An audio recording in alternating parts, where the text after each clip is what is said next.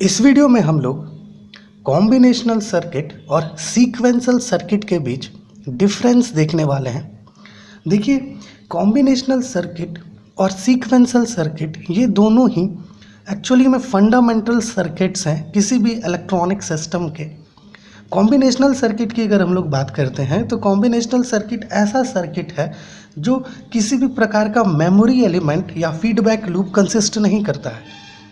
Okay, बिना इनके ये कार्य करता है, ऑपरेशंस परफॉर्म करता है, एंड ऑपरेशन, और ऑपरेशन, नॉट ऑपरेशन, एक्स और ऑपरेशन। ओके, लेकिन वहीं सीक्वेंशियल सर्किट की अगर हम लोग बात करते हैं तो सीक्वेंशियल सर्किट मेमोरी एलिमेंट रखता है अपने पास, ताकि ये पीछे का पास्ट इनपुट्स को भी ध्यान रख सके। इसके पास फीडबैक लूप्स भी होता है। ओके, सो बेसिकली अगर हम लोग देखें तो कॉम्बिनेशनल सर्किट एक्चुअली में अरिथमेटिक सर्किट्स में, जैसे कि एडर हो गया ना, एडर सब्ट्रैक्टर है ना, ये सब में प्रयोग होता है। बट सीक्वेंशियल सर्किट्स जो है काउंटर्स, रजिस्टर्स है ना, अलग अलग तरह के में प्रयोग होता है। सो यहाँ पे हम लोग 6 पॉइंट्स ऑफ डिफरेंस लिए हैं, बारी बारी से हर एक पॉइंट को डिस्कस करेंगे। देखिए, सबसे पहला जो डिफरेंस लिए हैं वो हम लोग मेमोरी एलिमेंट के रिगार्डिंग लिए हैं। जैसे कि हम लोगों ने अभी आपको बताया कि जो कॉम्बिनेशनल सर्किट है इसके पास किसी प्रकार का कोई मेमोरी एलिमेंट नहीं होता है, लेकिन सीक्वेंशियल सर्किट के पास मेमोरी एलिमेंट होता है।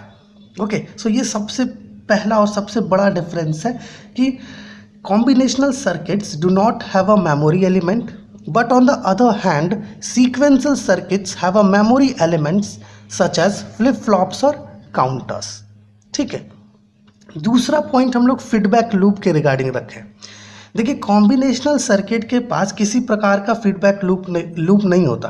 कहने का मतलब ये है कि आउटपुट जो है वो वापस से इनपुट को फेड नहीं हो पाता है कॉम्बिनेशनल सर्किट में, बट सीक्वेंशियल सर्किट में ऐसा पॉसिबल है, क्योंकि सीक्वेंशियल सर्किट जो है फीडबैक लूप्स कंसिस्ट करती है।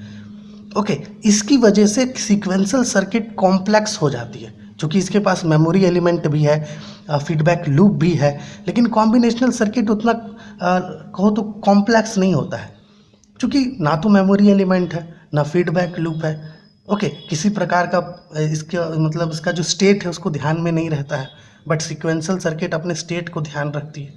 ठीक है, सो ये दूसरा पॉइंट था जो हम लोगों ने देखा। Combinational circuits do not have feedback loops, but on the other hand sequential circuits have feedback loops which allow the output to be fed back to the input. देखिए, थर्ड पॉइंट हम लोगों ने लिखा है आउटपुट के regarding कि combinational circuits में क्या होता है, आउटपुट डिपेंड करता है करंट इनपुट पर। मतलब है कि करंट का मतलब यहाँ पर है कि अभी ये इस वक्त इस टाइम पर जो इनपुट दिया गया कॉम्बिनेशनल सर्किट को, ओके, उसी इनपुट पर आउटपुट डिपेंड करता है।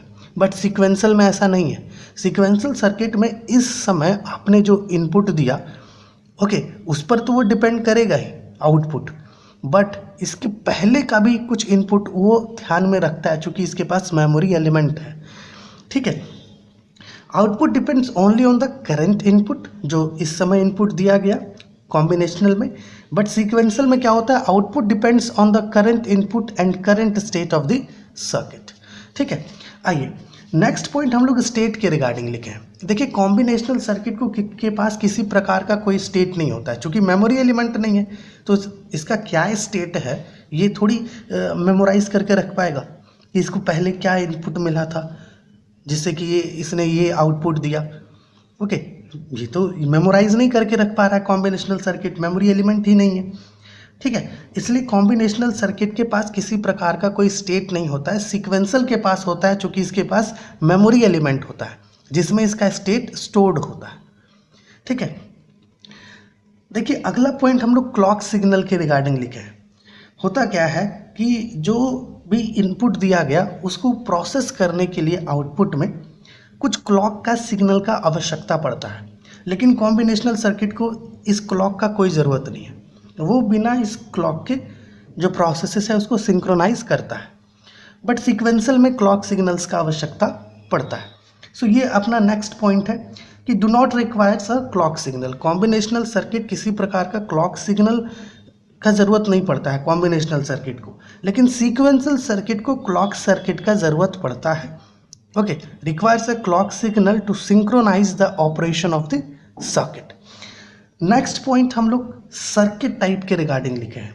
देखिए कॉम्बिनेशन, हम लोगों ने अभी कुछ देर पहले आपको बताया कि कॉम्बिनेशनल सर्किट जो है ये लेस कॉम्प्लेक्स होता है, क्योंकि ना तो क्लॉक सिग्नल इसको चाहिए, ना तो फीडबैक लूप है इसके पास, ना ही मेमोरी एलिमेंट कंसिस्ट करता है, तो ये उतना कॉम्प्लेक्स नहीं होता है कॉम्बिनेशनल सर्किट। लेकिन sequential circuit as compare to combinational circuit थोड़ा ज़्यादा कॉम्प्लेक्स होता है, क्योंकि इसके पास मेमोरी एलिमेंट है, ओके, फीडबैक लूप्स है, क्लॉक्स है ताकि इनपुट को सिंक्रोनाइज किया जा सके, ओके, इसलिए जो है सीक्वेंशियल सर्किट थोड़ा ज़्यादा कॉम्प्लेक्स होता है। Typically combinational circuits typically less complex than sequential circuit, but sequential circuits can be more complex